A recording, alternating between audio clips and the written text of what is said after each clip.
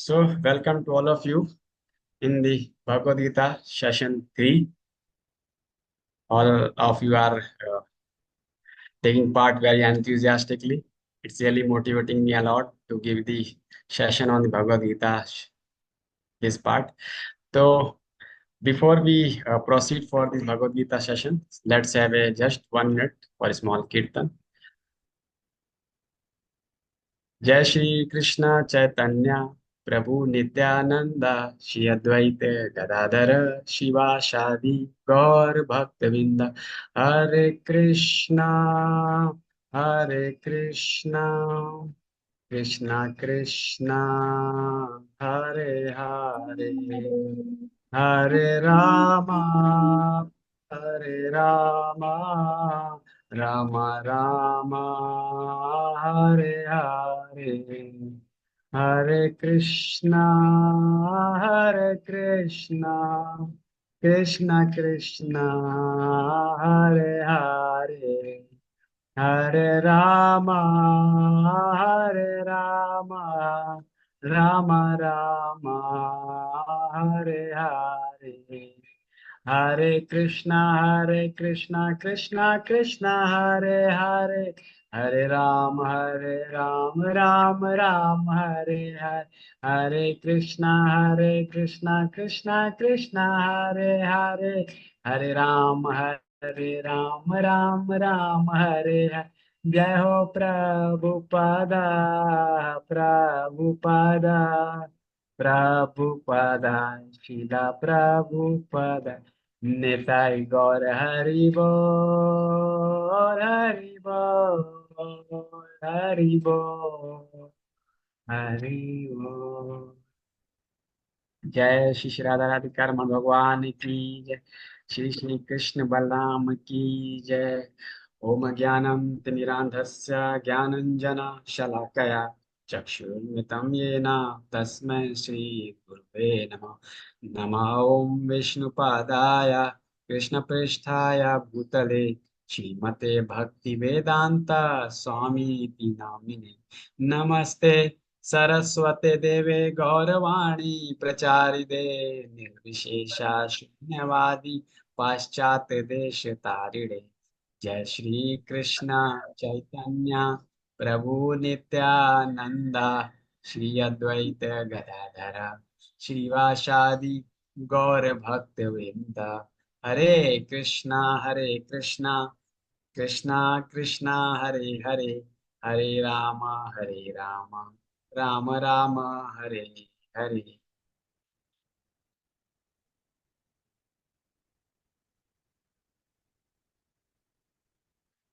हरे कृष्णा। तो अभी हमने पीछे 2 सेशन के ऊपर चर्चा किया, तो आज थर्ड सेशन पे चर्चा करेंगे। आज का सेक्शन भी हमारा चेंज हो जाएगा। तो let's see what we are going to discuss today. Just have a small recap. पहले चैप्टर में हमने देखा Arjun was totally confused, he decided not to fight. तो एक्रोनीम क्या था? डाउट। फिर दूसरे चैप्टर में हमने चेक सीखा देखा कि अर्जुन भगवान को पूर्ण रूप से शरणागत होते हैं। अभी तो भगवान के सखा थे, अब क्या बन जाते हैं? शिष्य। तो अब भगवान जो है दूसरे अध्याय से अर्जुन को जो है गीता का ज्ञान देना प्रारंभ करते हैं। इसको मतलब बोलते हैं गुह्य ज्ञान ना। भगवान जो है अर्जुन को अब आत्मा के बारे में ज्ञान देना प्रारंभ करते हैं दूसरे अध्याय से। फिर उसके बाद तीसरे अध्याय में एक्शन पे आ जाते हैं ना, कि अब आपको एक्शन करना है। एक्शन मतलब आप अपनी ड्यूटीज को समझिए, बीइंग एज ए छत्री एंड फाइट ना। इसका एक्रोनिम हमने देखा ट्री, जिसमें अर्जुन के अंदर कंफ्यूजन आ गई थी ना, त्याग करें कि या फिर वर्क करें। प्रोनाउंसिएशन और वर्क इसके बीच में ही फाइट हो रही थी अर्जुन की। तो भगवान बहुत अच्छे से उसको क्लैरिफाई करते हैं तीसरे अध्याय में, फिर उसको क्लैरिफाई करते हैं चौथे में और फिर पांचवें में। तो चौथे अध्याय में भगवान ने बहुत अच्छे से एक एक स्पिरिचुअल नॉलेज अर्जुन को प्रोवाइड किया और बताया कि भगवत गीता का क्या इतिहास रहा है। और अपने बारे में भी भगवान ने बताया कि कैसे मेरी क्या पोजीशन है ना। और फिर उसके बाद भगवान ने पांचवें अध्याय में, जो कि तीसरे अध्याय का थोड़ा सा एडवांस वर्जन है, उसमें भगवान ने और अच्छे से समझाया कि किस तरह से आप जो है केवल मेरे लिए ही कार्य करो ना। तो उसका जो है फॉर्मूला हमने बताया आपको, सूत्र, स्टेप। और फिर उसके बाद भगवान ने छठे अध्याय पे एक योगी के साथ साथ क्या उसके अपने ड्यूटीज हैं तो उसको बताया। हालांकि उसमें भगवान ने अष्टांग योग के बारे में बताया, which is quite difficult in Kalyuga. तो भगवान ने आगे फिर उसमें जो है आगे का भी बताया कि क्या पॉसिबिलिटी है और कलयुग के लिए। तो आज हम ये हमने मतलब 6 चैप्टर तक हमने डिस्कस किया था ना। आप अगर देखेंगे तो ओवरऑल भगवत गीता में 18 चैप्टर्स हैं, और 18 चैप्टर्स को 3 सेक्शंस में डिवाइड किया गया है। तो अभी हमने एक सेक्शन के बारे में डिस्कस कर लिया है, आज हम दूसरा सेक्शन स्टार्ट करने वाले हैं। तो जो पहला सेक्शन है वो पहले 6 चैप्टर है। दूसरा सेक्शन है मिडिल सेक्शन, वो 7 से लेके 12, और फिर 13 से लेके 18। तो जो पहला और तीसरा सेक्शन है ये भी इंपॉर्टेंट है, लेकिन जो दूसरा सेक्शन है ना ये मोस्ट इंपॉर्टेंट है। भगवान ने दूसरे अध्याय में अर्जुन को क्या दिया? गुह्य ज्ञान, कॉन्फिडेंशियल नॉलेज दिया। लेकिन अब 7वें 8वें 9वें में भगवान अर्जुन को मोर कॉन्फिडेंशियल नॉलेज बताएंगे। 7वें 8वें में तो भगवान मोर कॉन्फिडेंशियल बताएंगे, 9वें में मोस्ट कॉन्फिडेंशियल नॉलेज बताएंगे। तो आज का सेशन बहुत इंटरेस्टिंग है। अगर कोई आज के सेशंस को समझ जाता है, उसकी थीम को एब्जॉर्ब मतलब अपने आप अपने अंडरस्टैंडिंग बना लेता है, तो वो आसानी से भगवत गीता का जो कंक्लूजन है, जो उसका सार है, उसको बहुत आसानी से समझ सकता है और जीवन में अपना सकता है। तो प्लीज बहुत ही ध्यान पूर्वक आज के सेशन को आप सुनिएगा। बहुत कुछ मैं आप लोगों को शेयर करने वाला हूँ, और बहुत सारी चीजें हैं जो आप अपने जीवन में अप्लाई भी करने वाले हैं। तो अ, ये जो दूसरा भाग है ना, एक हमारा जैसे ज्वेल का बॉक्स है, ज्वेल के बॉक्स के अंदर क्या होता है? हीरा। तो दूसरा जो सेक्शन है ना, अभी जो हम चर्चा करने वाले 7 से लेकर के 9, और फिर 10 से लेकर 12, ये जो है एक प्रकार का डायमंड है, एक ज्वेल है पूरे भगवत गीता का ना। मतलब भगवत गीता क्या है? सारे वेदों का सार। फिर उसके बाद जो 7 से लेके 12 तक चैप्टर है वो सार का सार। और फिर उसके बाद जो 9वां 10वां चैप्टर है वो सार का सार है। तो मतलब आज का सेक्शन मतलब बहुत इंपॉर्टेंट है। तो इसको हम समझते हैं आगे। तो हालांकि अर्जुन को पहले चैप्टर में जो कंफ्यूजन हुई थी, वो कंफ्यूजन से क्लैरिटी की तरफ बढ़ रहे थे। अब उनको और क्लैरिटी मिलेगी। अभी भगवान ने उनको क्लैरिटी दी कि डू योर ड्यूटी, लेकिन अब भगवान उनको और गुह्य ज्ञान दे रहे हैं और उनकी अंडरस्टैंडिंग को पक्का कर रहे हैं कि एक्चुअली में किस चेतना के साथ आपको कार्य करना है। तो let's start with the 7 chapter. इसका जो सूत्र है वो है हेड ना। तो H hearing, E everywhere, A accept and reject, D demigod, ये हमारा सूत्र है। हम इस सूत्र के अकॉर्डिंगली जो है हम चर्चा करेंगे। तो सबसे पहले हियरिंग ना। देखिए, भगवान जो है अर्जुन को ज्ञान तो दे रहे हैं, लेकिन अब ज्ञान को और डीपली समझने की जरूरत है। तो उस डीपली समझने के लिए भगवान ने बहुत अच्छा यहाँ पे बताया है अर्जुन को। मया सक्ता मना पार्था योगम युज्यम मदाश्रया असंशया समग्रम मम यथा ज्ञास्यसि तत्शृणु। तत्शृणु का मतलब है सुनिए। तो सही मायने में कोई ज्ञान हम प्राप्त कर सकते हैं सुनने के माध्यम से, चाहे वो आध्यात्मिक ज्ञान हो चाहे वो भौतिक ज्ञान हो ना। देखिए, हमारी कई सारी इंद्रियां हैं, सेंसेस हैं ना, कान, नाक, आंख, जीवा। लेकिन उसमें सबसे जो पावरफुल सेंसेस है वो है कान। कान सोते समय भी एक्टिव रहता है। कान अगर एक्टिव मतलब कान एक्टिव रहता है, इसीलिए सोते समय अगर कोई भी हमें कुछ भी गड़बड़ी समझ में आती है सुनने के माध्यम से, हम तुरंत अलर्ट हो जाते हैं। तो ये सुनना बहुत इंपॉर्टेंट है। तो हम सबके लिए जितना हम ध्यान पूर्वक सुनेंगे, जितना हम श्रद्धा के साथ सुनेंगे, उतने ही ज्यादा हम भगवत गीता के मैसेज को हम समझ पाएंगे। श्रद्धा का मतलब है कि हमारी पूर्ण रूप से जो यहाँ बताया जा रहा है उस पर श्रद्धा होनी चाहिए। हमें उसके अंदर उसके लिए कोई चैलेंजिंग एटीट्यूड नहीं होना चाहिए, क्योंकि जो भी हम प्रस्तुत कर रहे हैं भगवान कृष्ण ने जैसा बताया हम उसको एज इट इज ही आपके सामने प्रस्तुत करें। और भगवान भी जो है अर्जुन को बोल रहे हैं कि अब मैं आपको ज्ञान दूंगा। ना, अभी तक तो आपको गुह्य ज्ञान दिया, अब मैं अपने बारे में आपको ज्ञान दूंगा। तो भगवान यहाँ पे ज्ञान देंगे 7वें 8वें चैप्टर में, फिर 9वें चैप्टर में विज्ञान के बारे में बताएंगे। तो 9वां चैप्टर बहुत इंपॉर्टेंट है। तो यहाँ पर जो है बहुत सारे लोग अलग अलग तरीके से जो है गीता और ज्ञान को समझने का प्रयास करते हैं, लेकिन सही मायने में बहुत ही कोई विरले या कोई बहुत ही रेयर मनुष्य होता है जो भगवान और भगवान के ज्ञान को समझ पाता है। इसीलिए बहुत इंपॉर्टेंट श्लोक है, मनुष्याणाम सहस्तेषु कश्चित एति सिद्धये एतामपि सिद्धानाम कश्चित माम वेत्ति तत्वता। हजारों मनुष्यों में कोई एक मनुष्य है जो सिद्धि को प्राप्त करता है, और हजारों लाखों सिद्धियों में से कोई एक है जो भगवान भगवान के ज्ञान को समझ पाता है। तो आप लोग समझिए कितने रेयर में से रेयर हो आप सभी लोग हैं, जो यहाँ पर जो है भगवान के ज्ञान को समझने का प्रयास कर रहे हो, भगवान को तत्व से जानने का प्रयास करो। यहाँ पे बहुत अच्छा शब्द आया तत्व। तत्व का क्या मतलब है? देखिए, भगवान कृष्ण जो है भगवान है ना। कई सारे लोगों ने भगवत गीता के ऊपर कमेंट्री तो लिखी है, लगभग 800 से ज्यादा कमेंट्रीज हैं भगवत गीता पर, लेकिन कई सारी कमेंट्री क्या है, अप्रामाणिक हैं। कई सारे कमेंटेटर्स क्या हैं, भगवान को कृष्ण को भगवान नहीं स्वीकार करते हैं। वो क्या कहते हैं, कहते हैं कि ये तो एक मानव है, ये तो मानवीय इसकी लीला है ना। लेकिन भगवान जब 3 महीने के थे, ये 3 दिन के थे, तब भी वो भगवान थे, उन्होंने पूतना का वध किया। जब वो 3 महीने के हुए तब भी उन्होंने राक्षसों का वध किया। 3 साल के हुए तब भी उन्होंने राक्षसों का वध किया। 11 साल में उन्होंने कंस का वध किया। 7 साल में उन्होंने गोवर्धन पर्वत उठाया। मतलब जैसे ही वो पैदा हुए उसके बाद से ही उनके जो भी कार्यकलाप थे उस समय बहुत क्लियरली समझ आ रहा है कि कृष्ण जो है परम भगवान है। तो ये हमें तत्व से समझना है। हमें भगवान के मानवीय कार्य को जो कि एक आदर्श के रूप में समाज के सामने प्रस्तुत कर रहे हैं, उनको देख के हमें भ्रमित नहीं हो जाना है कि ये तो साधारण सा मनुष्य है। तो ये बहुत रेयर है जो आप लोग समझ रहे हो। फिर आता है ई, सर्वत्र ना, भगवान सब जगह है ना। जैसे वो आपने सुना होगा ना, जब हिरण्यकशिपु प्रहलाद से पूछ रहे थे कि आपका भगवान इस दीवार में है, वो बोलते हाँ है। आपका भगवान इस खंबे में है, वो बोलते हाँ। आपका भगवान मतलब इस जगह पर भी है, बोलते हाँ। तो मतलब इतना कॉन्फिडेंस और कन्विक्शन था।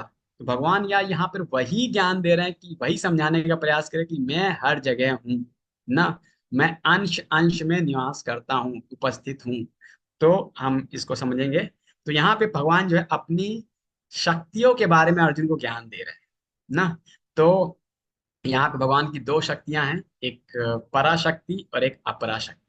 जितना भी हम ब्रह्मांड भौतिक जगत हम देखते हैं ना, ये सारा का सारा क्या है, भगवान की माया शक्ति, भगवान की भौतिक शक्ति है ना। इसको हम बहिरंगा शक्ति भी कहते हैं। और हम जो जीवात्मा है, जो एक आत्मा है, जीव है, वो भगवान की क्या है, पराशक्ति। हम पराशक्ति को सुपीरियर एनर्जी बोलते हैं। हम इसको अंतरंग मतलब एक सुपीरियर एनर्जी, मतलब जीव शक्ति भी हम इसको कहते हैं, आध्यात्मिक शक्ति भी कहते हैं। और जो प्राकृतिक है उसको हम इंफीरियर एनर्जी कहते हैं ना। तो सुपीरियर हम क्यों हैं, क्योंकि हम प्रकृति को क्या करने का प्रयास करते हैं, कंट्रोल करने का प्रयास करते हैं। तो इसलिए हम, हमारे अंदर मतलब एक प्रकार से एनर्जी है, हम एक्टिविटी मूवमेंट हो सकता है ना। तो इस प्रकार से ये भगवान की 2 शक्तियां। तो इस प्रकार से इस ब्रह्मांड में जो कुछ भी आपको दिख रहा है ना, वो सब का सब भगवान की क्या है, वो शक्ति है। अपरा हो सकती है या फिर परा हो सकती है। तो कुछ भी भगवान से अलग नहीं है। तो अब जैसे कि अ, पंच महाभूत, भूमि जल अग्नि वायु आकाश ना, ये सब भगवान की सृष्टि के पार्ट हैं। भगवान ही सृष्टि को चलाने वाले हैं, वही सृष्टि का संहार करने वाले हैं ना। और भगवान ये भी बोलते हैं यहाँ पर, मत्ता परतरम न अन्यत् किंचित अस्ति धनंजया मयि सर्वम इदं प्रोत्रम सूत्रे मणिगढ़ इव। देखिए, जैसे मैंने ये माला पहनी है, आप लोगों ने भी कई लोग माला पहनी होगी। तो ये हमें ऊपर से क्या मोतियां, ये हमें केवल इसके जो है वो दिखाई दे रहे हैं, तुलसी की माला मोती ना, लेकिन ये इसके अंदर, ये किसी के अंदर पिरोई हुई है। वो क्या है, इसके अंदर धागा है, वो दिखाई नहीं देता है। तो वैसे ही भगवान जो है सबको धारण किए हुए हैं। भगवान हमें दिखाई नहीं देते हैं एक मतलब मनुष्य को, लेकिन इस पूरे ब्रह्मांड को, इस पूरे सृष्टि को उन्होंने धारण किया हुआ है। तो यहाँ पर जो है भगवान की अलग अलग पंच महाभूत शक्तियां हैं। और जैसे जीवात्मा है उसके साथ, मतलब आत्मा है उसके साथ सूक्ष्म शरीर है और भौतिक शरीर है। ये सूक्ष्म और भौतिक शरीर भी भगवान की शक्ति है। तो ये जितने भी, मतलब भगवान जो है हर चीज के सोर्स हैं ना। अभी आप लोग के अंदर बहुत सारे प्रश्न आ रहे होंगे कि भगवान जी जितने गलत कार्य हो रहे हैं उसके भी सोर्स हैं। बहुत बहुत प्रश्न आ रहे हैं, ठीक है, उस पर भी हम चर्चा करेंगे कैसे क्या है। तो भगवान हर चीज के सोर्स है। भगवान जो है सारे देवी देवताओं के सोर्स हैं। भगवान जितने भी अभी तक अवतार हुए हैं, वराह, नरसिंह, राम, विष्णु, उन सबके भी सोर्स भगवान श्री कृष्ण है ना। तो हम इसको स्टेप बाय स्टेप समझेंगे इस चीज को। तो देखिए, इस संसार में हमें जो कुछ भी वस्तु दिखाई दे रही है, हर चीज का कोई ना कोई गुण है। वो गुण जो है, उस गुण को भगवान रिप्रेजेंट करते हैं। जैसे जल है, अब जल में स्वाद है तो वो स्वाद कह रहे हैं भगवान कि वो मैं हूं। हैं, रसो रसो अपसम रसो अपि अब हम। तो जल का जो स्वाद है, अगर स्वाद नहीं होगा तो वो फिर जल क्या होगा, मतलब उसका कोई यूज करने का मतलब पर्सनल यूज नहीं कर सकते उसको, किसी अन्य चीजों के लिए यूज कर सकते हैं, हम करते ही हैं। लेकिन अगर जिसमें टेस्ट है उसको हम स्वयं उसको चखते हैं। और जब वो टेस्ट को चखते हैं तो हमें रियलाइज करना चाहिए ये टेस्ट क्या है, कृष्ण है। जैसे निर्जला एकादशी आता है, सारे भक्त जो है बड़े उत्साह के साथ भक्त वो सारा पूरा दिन निर्जल रखते हैं, पानी तक नहीं पीते हैं। लेकिन अगले दिन जब वो एक बूंद भी पानी पीते हैं ना, तो उनको उसका जो टेस्ट है वो रियलाइज होता है। फिर वो रियलाइज करते, यस दिस इज कृष्णा। फिर सूर्य का जो प्रकाश है वो स्वयं कृष्ण है। चंद्रमा का जो रोशनी है वो भी क्या है, स्वयं कृष्ण है। फिर जितने भी वेद हैं, वेद में जो है ओमकार की जितनी भी ध्वनियां हैं, स्वयं कृष्ण है। ध्वनियां हैं, शब्द ध्वनियां हैं, आध्यात्मिक शब्द ध्वनियां हैं, उनका रिप्रेजेंटेशन कौन है, भगवान कृष्ण। जितने भी लोगों के अंदर बल है वो भी क्या है, वो भगवान कृष्ण का ही रिप्रेजेंटेशंस हैं। इस पृथ्वी के अंदर सुगंध है। जैसे ही बारिश की एक बूंद पड़ती है तो हमें एक बहुत ही अद्भुत सुगंध सूंघने को मिलती है। तो वो भी जो है भगवान का ही रिप्रेजेंटेशंस हैं। अग्नि में जो तेज है वो भी भगवान का रिप्रेजेंटेशंस हैं। फिर उसके बाद बहुत सारे जीवात्माएं हैं, मतलब 84 योनियां हैं, जो जीव है, उनका जो शक्ति है वो स्वयं कृष्ण है। ये मतलब जीव शक्ति है वो सब भगवान कृष्ण का रिप्रेजेंटेशन तो आवाज से आ रही है, देख रहे हैं आवाज से आ रही है। तपस्वियों में जो तपस्या हो रही है वो भी क्या है, भगवान कृष्ण का रिप्रेजेंटेशन है।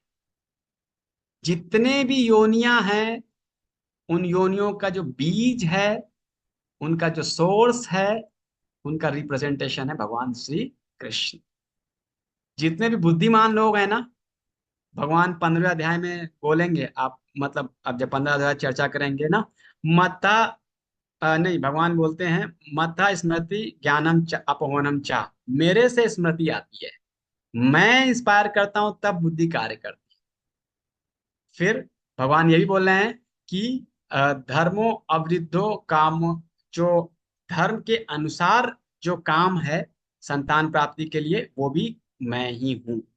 तो फिर यहाँ पर भगवान मतलब बेसिकली हम इससे ये सीख सकते हैं कि कैसे हर समय, हर जगह हम भगवान की उपस्थिति को, भगवान के रिप्रेजेंटेशन को महसूस कर सकते हैं, भगवान की शक्तियों को महसूस कर सकते हैं ना। हर वस्तु का एक अपना विशेष गुण है। तो जैसे मतलब इसको हम कनेक्ट कर सकते हैं कि अगर हम किसी ऑर्गेनाइजेशन में भी है तो हमारे जो सब ऑर्डिनेट हैं, तो हमारे जो सब ऑर्डिनेट हैं हर सब ऑर्डिनेट के अंदर कोई ना कोई गुण जरूर होगा। तो हमें उनके स्वभाव को जानते हुए, उनके गुण को पहचानते हुए अगर हम जरा सा भी उसको फैन करेंगे तो उनके अंदर बहुत अच्छा मोटिवेशन आता है कार्य को करने का। तो हमें प्रयास करना चाहिए उन गुणों को हाईलाइट करें, अप्रिशिएट करें, जिससे वो मोटिवेट हो और हमारे जो ऑर्गेनाइजेशन का गोल है उसको अचीव करने में बहुत मदद मिले। तो इस प्रकार से हम प्रयास कर सकते हैं हर जगह कैसे हम भगवान की उपस्थिति को महसूस कर सकते हैं। फिर आता है ए, एक्सेप्ट और रिजेक्ट ना। तो देखिए इसमें जो है कुछ लोग होते हैं जो भगवान को स्वीकार करते हैं, कुछ लोग होते हैं भगवान को स्वीकार नहीं करते हैं ना। तो इस संसार में देवगण भी है और देवता भी हैं और असुर भी हैं, दोनों तरह के लोग हैं। तो हम अब चर्चा करते हैं कि क्या रीजंस होते हैं उसके ना। तो यहाँ पे भगवान बताते हैं कि प्रायः सारी जीवात्माएं प्रकृति के 3 गुणों के अंतर्गत रहकर ही जो है सारे कार्य करती है।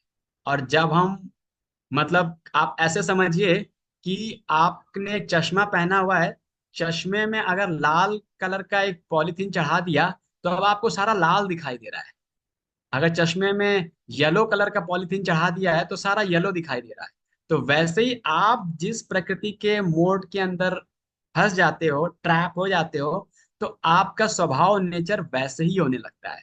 इसीलिए जो है एक जीवात्मा क्या है, प्रकृति के 3 गुणों की वजह से वो क्या हो जाता है, मोहित हो जाता है। और जब वो मोहित हो जाता है तो सही मायने में भगवान के परम गुणों को नहीं समझ पाता है। तो इसीलिए उसके लिए जो ये भौतिक जगत है ना, बहुत ही दुष्कर बन जाता है ना। बहुत ही मतलब उसको उसको वो सोचता है कि कैसे इस भौतिक जंजाल से निकले, भौतिक कष्टों से निकले, लेकिन वो निकल नहीं पाता। क्यों? क्योंकि वो प्रकृति के 3 गुणों में बंधा हुआ है। लेकिन भगवान बोलते हैं ममैव ये प्रपदन्ते मायाम एताम तरंती ते। तो भगवान बोलते हैं अगर कोई मेरी शरण में आ जाता है ना तो वो जो है इस माया से आसानी से वो तर जाता है। जैसे कि आप किसी के घर में जा रहे हैं, अपने किसी मित्र के घर में जा रहे हैं ना, और मित्र के घर के बाहर बहुत बड़ा कुत्ता है ना। तो मतलब डाबरमैन एक डॉग है। अब वो जैसे ही आपको देखा, आप शायद पहली बार ही जा रहे हो, तो उसने बहुत तेजी से भौंकना स्टार्ट कर दिया, और उसको देख करके आपकी भी हिम्मत नहीं हो रही है कि मैं क्रॉस करके अपने मित्र के घर चला जाऊं। लेकिन मित्र को पता चल गया कि कोई है बाहर। तो जब वो आते हैं बाहर, देखते हैं कि हाँ ये तो मेरा मित्र है, तब वो जो है उस कुत्ते को कंट्रोल करते हैं और फिर वो अलाउ करते हैं कि अंदर आने। उसी प्रकार से अगर हम भगवान की शरणागत करेंगे तो हम आसानी से इस भौतिक जगत से, इस माया के बंधन से हम आसानी से निकल सकते हैं। फिर यहाँ पे बताया गया कि कौन से 4 प्रकार के लोग हैं जो भगवान को शरणागत नहीं होते हैं, कौन से 4 पुण्य आत्माएं हैं जो भगवान को शरणागत होते हैं, इस पे हम चर्चा करते हैं। तो 4 प्रकार के लोग हैं उसमें जैसा कि बताया कि नामाम दुष्कृतनो मूढ़ो प्रपदन्ते नराधमा माया अपहृत ज्ञाना आश्रम भावम आशिता। तो पहला बताया है दुष्कृतनो, मतलब जो दुष्ट लोग हैं उसमें से पहले हैं मूढ़, मूढ़ लोग हैं। दूसरे हैं नराधमा, तीसरे हैं माया अपहृत ज्ञाना, और चौथा है आश्री भावम आशिता। तो जो मूढ़ लोग हैं, मूढ़ लोग वो लोग होते हैं जिनको केवल काम काम काम, उनके पास किसी दूसरे के लिए, किसी अन्य चीज के लिए कोई समय नहीं है, केवल पैसा पैसा पैसा। तो ऐसे लोग भगवान को शरणागत नहीं होते हैं। फिर दूसरे हैं नराधमा ना, नरों में अधम। तो हम बहुत सारे, मतलब जो है देखते हैं लोग होते हैं वो बोलते हैं ना कि मैं सारे धर्मों को मानता हूँ। बोलते हैं ना मैं सेक्युलर हूँ, लेकिन सही मायने में वो किसी एक धर्म को भी अच्छे से फॉलो नहीं करते हैं। हम्म। तो ऐसे लोग जो है, जो मतलब servant to all servant to none, ऐसा हो जाता है ना। सबकी सोचता है कि सबकी सेवा करे, लेकिन वो किसी की सेवा नहीं कर रहा होता है। तो इस प्रकार से जो है वो भी जो है नराधम की कैटेगरी में है। और वो भगवान को शरणागत नहीं होते। फिर आता है माया अपहृत ज्ञान, मतलब माया के द्वारा जिसके ज्ञान को हर लिया गया है। बहुत सारे साइंटिस्ट होते हैं, फिलोसोफर्स होते हैं ना। अब साइंटिस्ट हैं, अब वो साइंटिस्ट जो है डिस्ट्रक्टिव कार पे लगा हुआ है, कंस्ट्रक्टिव कार पे नहीं लगा हुआ है। क्योंकि उसकी नॉलेज को, सही जो ज्ञान है उसको जो है माया ने क्या कर लिया, ढक दिया है, उसको उसको छीन लिया है ना। तो ऐसे लोग भी जो है क्या होते हैं, मिसगाइडेड हो जाते हैं, और फिर वो भगवान को शरणागत नहीं होते हैं। फिर लास्ट आता है आसुरी भाव आशिता, जो एनवियस लोग हैं ना, जो बहुत ईर्ष्यालु लोग होते हैं ना। जैसे मैंने बताया ना कि बहुत सारे कमेंटेटर्स हैं भगवत गीता के ऊपर, लेकिन कई सारे उसमें ऐसे हैं जो कृष्ण से ईर्ष्या रखते हैं, कृष्ण की सत्ता को, उनकी भगवत्ता को स्वीकार नहीं करते। तो इस प्रकार से ये चार प्रकार के लोग होते हैं जो भगवान को स्वीकार, भगवान को शरणागत नहीं होते हैं। फिर आते हैं चार प्रकार के लोग, चतुर्विधा भजन्ते माम जना सुकृतनो अर्जना, आर्तो जिज्ञासी अर्थार्थी ज्ञानी चा भरत शवा। तो चार प्रकार के सुकृत, सुकृत का मतलब है पायस लोग, जो भगवान को शरणागत होते हैं, भगवान के पास आते हैं। पहले आर्तो, आर्तो का मतलब है जो बहुत ही समस्याओं से घिरा हुआ है, वो भगवान की शरण में जाता है। हे भगवान, मुझे इस कष्ट से बाहर निकालो, इस समस्या से बाहर निकालो। मतलब कष्ट है लेकिन वो पायस है। ये बड़ा इंपॉर्टेंट इस चीज को समझना ना। फिर होता है दूसरा है जिसको धन की इच्छा होती है ना, जैसे ध्रुव महाराज हैं, उनको क्या चाहिए था, अपने पिताजी के पिताजी से भी बड़ा राज्य चाहिए था। तो वो जो है भगवान के पास आते हैं ना। तो ऐसे लोग भी भगवान को शरणागत होते हैं। फिर आता है जिज्ञासु लोग ना, जिज्ञासु जैसे कि आपके जब परीक्षित महाराज को कथा सुनाई गई, उसमें सूत गोस्वामी थे, फिर सूत गोस्वामी ने सौनक आदि ऋषियों को कथा सुनाई, सौनक आदि ऋषियों ने बहुत जिज्ञासा रखी। तो जिज्ञासु लोग जो हैं वो भी भगवान के शरणागत होते हैं ना, लेकिन कुछ कुछ अपनी अन्य इच्छाएं भी होती हैं उनके अंदर। फिर आता है ज्ञानी लोग ना, तो जैसे सुखदेव गोस्वामी है, वो ज्ञानी लोग भी जो है भगवान को शरणागत होते हैं। अभी चार प्रकार के लोग हो गए ना, आर्तो, अर्थार्थी, जिज्ञासी और ज्ञानी। इन चारों में सबसे जो प्रिय है भगवान का वो कौन है, ज्ञानी। क्योंकि बाकी के जो तीन है ना, उनके अंदर भौतिक इच्छाएं हैं अलग अलग, तो अभी वो शुद्ध नहीं हुए। लेकिन ज्ञानी क्या है, कुछ हद तक भगवान के विषय में जानने का प्रयास कर रहा है, अपने आप को शुद्ध करने का प्रयास कर रहा है ना। बहुत अच्छा श्लोक आता है, बहुनाम जन्मना मनते ज्ञानवान माम प्रपद्यन्ते, वा- वासुदेव सुमहात ज्ञानवान प्रपद्ये वासुदेवा सर्वमिति सुमहात्मा सा महात्मा सु दुर्लभा। तो जो ज्ञानी भगवान कृष्ण को ही सब कुछ मानते हैं ना, वो लोग बहुत ही दुर्लभ हैं। ऐसा संत बहुत दुर्लभ है। तो इसलिए ज्ञानी लोग भगवान को बहुत प्रिय है। तो हमें प्रयास करना चाहिए इन सब से भी ऊपर उठ करके हमें भक्त बनना चाहिए ना। अब आता है डी, डी का मतलब है डेमी गॉड्स ना। अब देखिए ये चार प्रकार के लोग भी भगवान को शरण करते हैं, लेकिन इसके अलावा भी कुछ लोग ऐसे होते हैं जो देवताओं को शरणागत होते हैं ना, भगवान से भी हट करके वो सोचते हैं देवी देवताओं को शरणागत। तो अब हम समझेंगे कि भगवान और देवी देवताओं के बीच में क्या कनेक्शन है, क्या मतलब कैसे क्या उनके बीच में आपस में उनका संबंध है ना। तो प्राय जो है हम देखते हैं बहुत सारे लोग होते हैं शिव जी की उपासना कर रहे हैं, गणेश जी की उपासना कर रहे हैं, दुर्गा की उपासना कर रहे हैं, इंद्र की उपासना कर, बहुत अलग अलग देवी देवताओं की उपासना करते हैं ना। मतलब वो उनके भक्त होते हैं, लेकिन अंदर से उनके अंदर कोई ना कोई जो है भौतिक इच्छाएं होती हैं। उनके अंदर एक लिस्ट होती है, मेरी ये इच्छा हो जाए, ये इच्छा हो जाए, ये इच्छा हो जाए ना। तो प्राय लोग देवी देवताओं के पास भौतिक इच्छाओं की कामना के लिए ही जाते हैं। और आपको बताना चाहूंगा कि ये जो देवी देवता है ना, ये जो है इनकी भी मृत्यु होती है, मतलब ये भी शरीर चेंज करते हैं। तो जब ये परमानेंट नहीं है तो इनके द्वारा जो रिजल्ट दिए गए वो परमानेंट कैसे हो सकते हैं।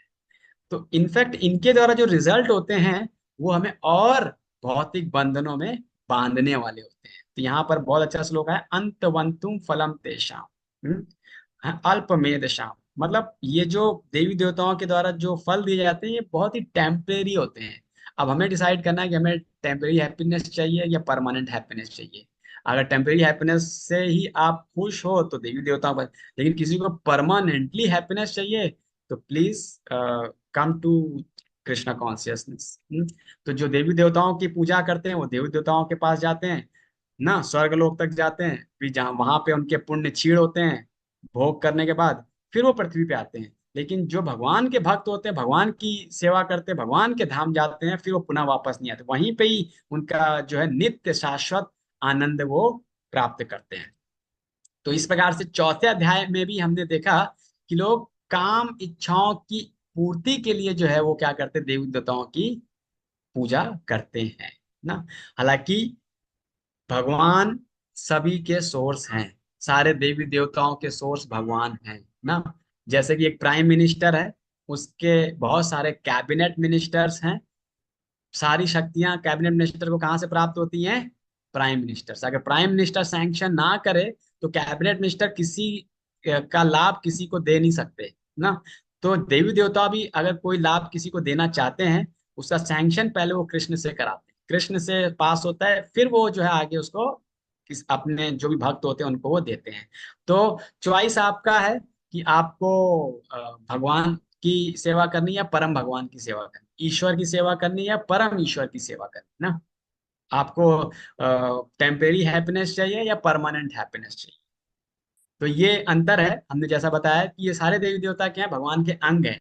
भगवान के पूरे ब्रह्मांड को चलाने के लिए अलग अलग जो है उनके एक पार्षद के रूप में, जैसे कैबिनेट मिनिस्टर के रूप में है, लेकिन उनको सारी शक्तियां भगवान से ही प्राप्त हो रही हैं, भगवान के ही सब ऑर्डिनेट हैं। और उनकी जो पोस्ट है ना, वो भी टेम्परेरी है, चेंज होती रहती है, समझे ना। तो इसलिए बुद्धिमानी यही है कि हम जो है टेम्परेरी चीजों के पीछे ना जाएं, टेम्परेरी बेनिफिट के लिए देवी देवताओं को ना अप्रोच करें, हम परमानेंट हैप्पीनेस के लिए भगवान कृष्ण कृष्णा कॉन्शियसनेस को हम ज्वाइन करें। फिर आता है चैप्टर 8 ना। ये बहुत इंटरेस्टिंग चैप्टर है। इसमें भी भगवान ने जो है बताया किस तरह से कोई अंत समय में मुझे स्मरण करके प्राप्त कर सकता है। बहुत अच्छा है चैप्टर। तो पहला आता है D, doubt. E, end of life. A, attaining the supreme. और डी है डिवोशन। तो सबसे पहले यहाँ पे अर्जुन क्या करते हैं, प्रश्न पूछते हैं। अर्जुन ने 5वें अध्याय में प्रश्न पूछा था, भगवान ने छठे पे बताया, 7वां ज्ञान दिया, 2 अध्याय के बाद फिर अर्जुन ने प्रश्न पूछना शुरू कर दिया। ये प्रश्न पूछना बहुत इंपॉर्टेंट है। अगर कोई सही मायने में अपना अच्छी अच्छा नॉलेज बढ़ाना चाहता, मतलब नॉलेज की अंडरस्टैंडिंग अच्छा करना चाहता है, और अपनी अपना पर्सनल ग्रोथ चाहता है, क्लैरिटी चाहता है ना कॉन्सेप्ट्स में, तो उसको प्रश्न पूछना चाहिए। है मतलब कहने मतलब ये है कि वो कोई जितना ज्यादा प्रश्न पूछेगा उसके फंडा उतने ज्यादा क्लियर होंगे ना, वो उतने ही ज्यादा जल्दी से प्रोग्रेस कर पाएगा। अगर किसी ऑर्गेनाइजेशन में जो बुद्धिमान लोग होते हैं ना, जो प्रश्न पूछते हैं ना, और जो चीजों को बहुत मतलब ज्ञान को हासिल करने का प्रयास करते हैं, वो बहुत तेजी से बढ़ते हैं, कुछ ना कुछ कोर्स करते हैं। तो इसलिए बहुत जरूरी है कि हम सब लोग को प्रश्न पूछना चाहिए। Asking question is the sign of intelligence. तो पहले पूछते हैं भगवान, सॉरी अर्जुन पूछते हैं, सबसे पहले पूछते हैं अध्यात्म। ये अध्यात्म क्या है? तो अध्यात्म क्या है, बेसिकली एक जीव का जो स्वभाव है ना, वो अध्यात्म है। हम बहुत शॉर्ट में बताएंगे, डिटेल में जाने का भी हमारे पास समय नहीं है। तो फिर उसके बाद प्रश्न अर्जुन पूछते हैं कि ब्रह्मन क्या है ना। ब्रह्मन जीवात्मा को भगवान ने बताया है, लेकिन परमात्मा भी है जिसको क्या बताया है कि परम ब्रह्म बताया है भगवान ने, ना। फिर उसके बाद पूछते हैं कर्म क्या है ना। कर्म बेसिकली एक एक्टिविटीज है। अब वो एक्टिविटीज भौतिक भी हो सकती है और आध्यात्मिक भी हो सकती है। बेसिकली चेतना का पूरा खेल है। हम अपनी चेतना को आध्यात्मिक भी रख सकते हैं, भौतिक भी रख सकते हैं। भौतिक चेतना में अगर हम कार्य करेंगे तो कर्म बंधन में फंसेंगे। आध्यात्मिक चेतना में कार्य करेंगे तो हम मुक्ति का कारण बनेंगे ना। हम सही मायने में अपने अपने स्वरूप और स्वभाव को समझ पाएंगे। तो सही मायने में स्वभाव को समझना है तो हमें आध्यात्मिक चेतना को कल्टीवेट करना चाहिए। फिर पूछते हैं आदिभूत क्या है। तो जो हमारा शरीर है ना, निरंतर चेंज हो रहा है। तो ये चेंज होने की जो प्रकृति है ना, ये आदिभूत है। हम पहले पहले मतलब किशोरावस्था में थे, फिर यौवन अवस्था में आए, फिर वृद्धावस्था, मतलब कंटिन्यूअसली चेंज हो रहा है। और हर एक के शरीर में 6 प्रकार के चेंज होते ही होते हैं ना। पहले वो जन्म लेता है, फिर उसका विकास होता है, मतलब वो बढ़ता है, फिर वो मतलब स्टेबल होता है, फिर वो बाई प्रोडक्ट पैदा करता है, फिर वो वीक होता है, ओल्ड एज होता है, फिर वो क्या करता है, अपने मृत्यु को प्राप्त होता है। तो इस प्रकार से ये आदि है। फिर आदि यज्ञ, क्या आदि दैव है भगवान का जो विराट रूप है ना। तो बहुत सारे लोग हैं इस भौतिक संसार को भगवान के विराट रूप से कंपेयर करते हैं, तो वो आदि दैव है। आगे चल के 11वें अध्याय में भगवान अपना विराट रूप अर्जुन को दिखाएंगे, तब वहां पे हम और विस्तार से इस पे चर्चा करेंगे। फिर उसके बाद जो है आदि यज्ञ, तो जो हम सबके अंदर परमात्मा स्वरूप में है, जिसको योगी लोग ध्यान लगाते हैं, वो है आदि यज्ञ परमात्मा। तो इस प्रकार से अर्जुन बार बार प्रश्न पूछ रहे हैं। आप लोग को भी अगर अपनी अंडरस्टैंडिंग गीता के संबंध में बढ़ानी है, तो आपको ज्यादा ज्यादा प्रश्न पूछने चाहिए। मतलब कि आपका विजन, आपकी क्लैरिटी, कॉन्सेप्ट उतनी ही अच्छी होगी, आप उतने ही जल्दी भगवत गीता के ज्ञान को समझ पाओगे, जीवन में उसको उतने ही जल्दी आप अप्लाई कर पाओगे। तो इसलिए आप लोगों से निवेदन है कि प्रश्न पूछने में हिचकिचाना नहीं, बस आपको देखना है कि प्रश्न रेलेवेंट होना चाहिए, इंक्वायरी एब्सर्ड नहीं होनी चाहिए, ये इंपॉर्टेंट है। फिर आता है ई, ना, डेड में। तो ई में आता है आपका एंड ऑफ लाइफ। तो ये बहुत इंपॉर्टेंट सेक्शन है, इसको बहुत ध्यान से समझने की जरूरत है। तो let's see this video.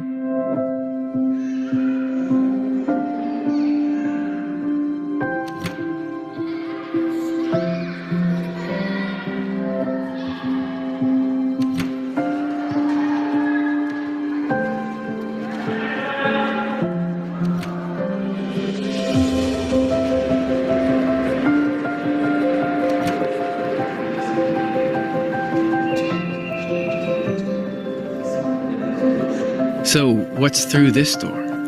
Yes, Where do we go? तो Is it nothing? अभी at present we all are in any one of the situations.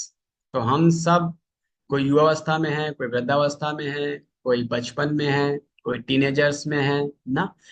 तो हम सब जो है एक एक करके आगे की अवस्थाओं को प्राप्त करेंगे, और फाइनली हम सबको जो है जो मृत्यु की जर्नी है उससे होकर के जाना ही पड़ेगा। अब प्रश्न उठता है, कई लोग सोचते हैं कि बस मृत्यु खत्म, अब इसके आगे कुछ भी नहीं है ना। कई लोगों की फिलॉसफी है वॉइडिज्म की, बस शरीर खत्म सब कुछ खत्म। नहीं, ऐसा नहीं है ना। भगवान यहाँ भी बहुत सुंदर तरीके से बता रहे हैं कि मृत्यु के बाद क्या होता है। कई लोगों की क्यूरियोसिटी होती है ना, मृत्यु के बाद है क्या, वो अब हम चर्चा करेंगे।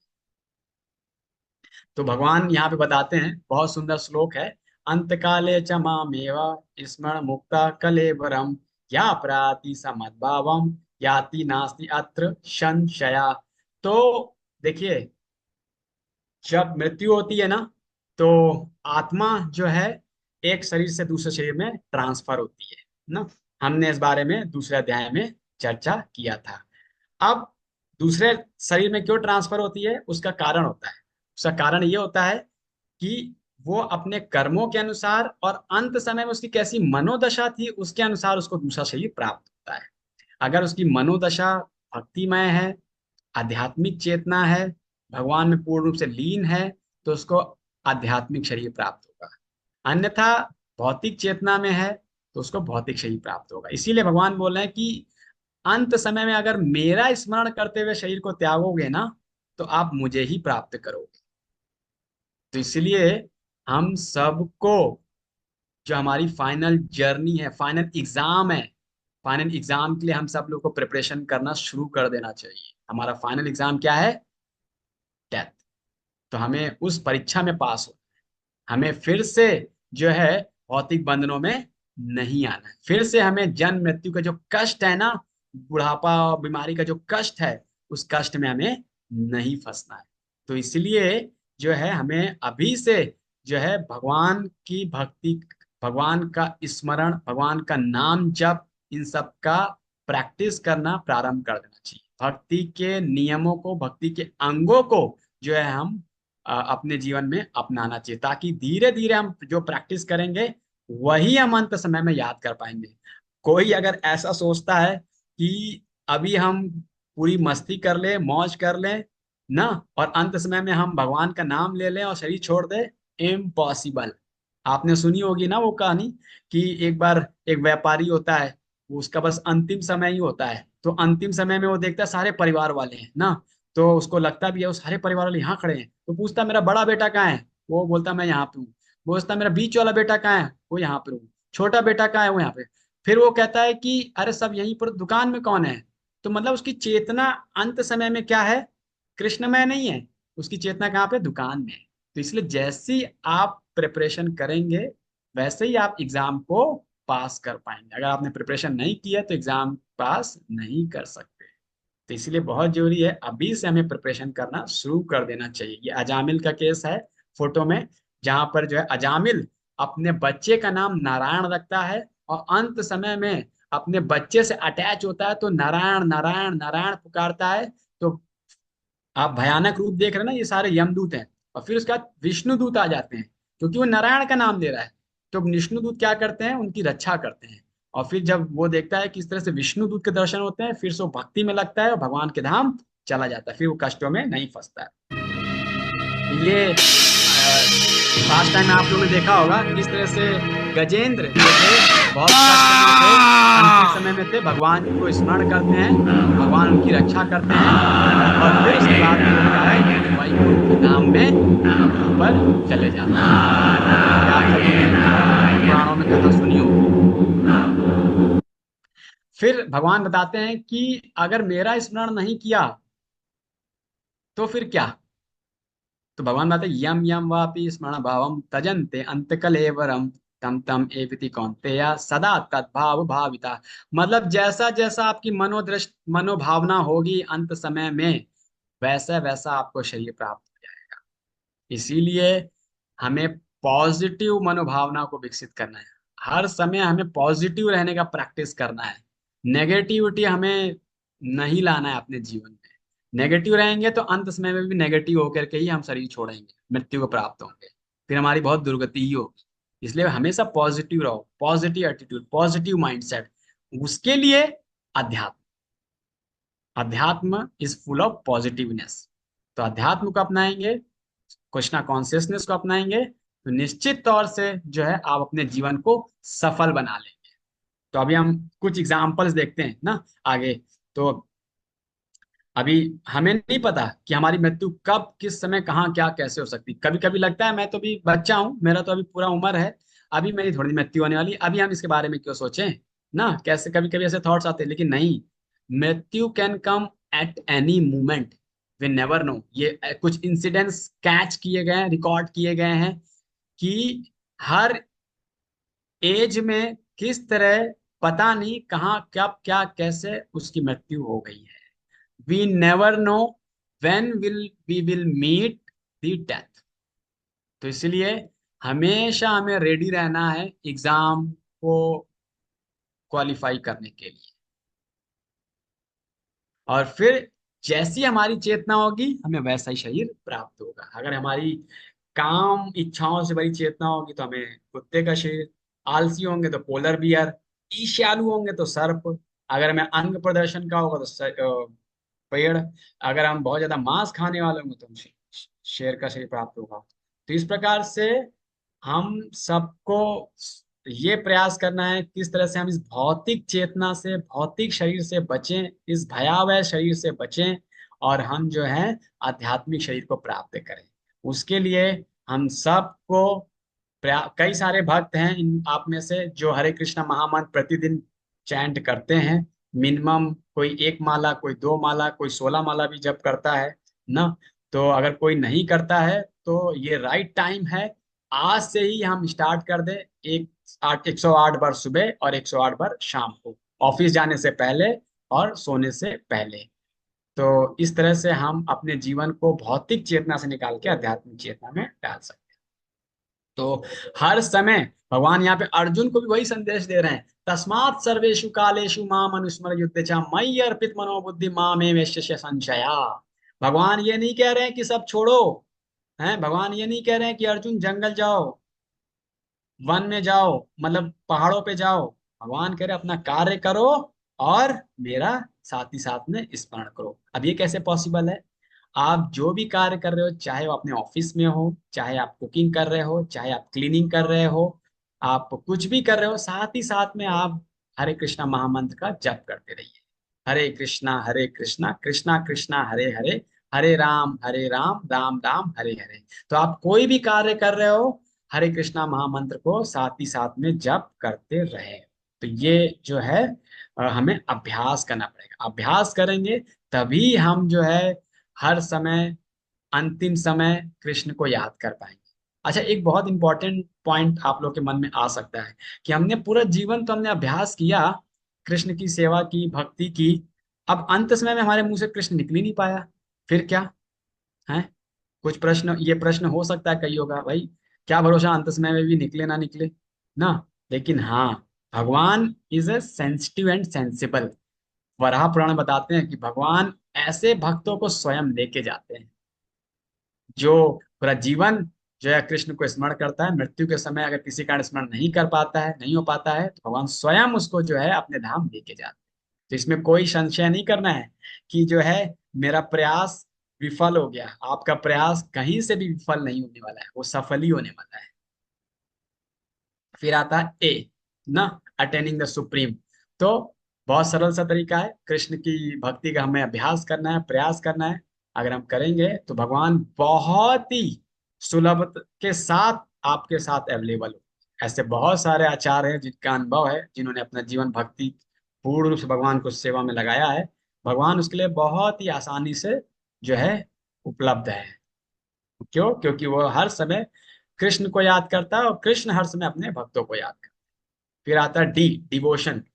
तो अब ये बड़ा मतलब थोड़ा सा इसको समझने का पड़ेगा कि क्या है कि मृत्यु के समय भी अगर कोई अपनी चेतना को तो बनाता ही है, साथ ही साथ में ज्ञानी और योगी क्या करते हैं, अपने टाइम पीरियड को फिक्स करने का प्रयास करते हैं। वो प्रयास करते हैं जी कि शरीर तब छोड़ें जब जो है सूर्य क्या हो, उत्तरायण में हो, जब चंद्रमा पूर्णमासी की तरफ बढ़ रहा हो, जब दिन का समय हो।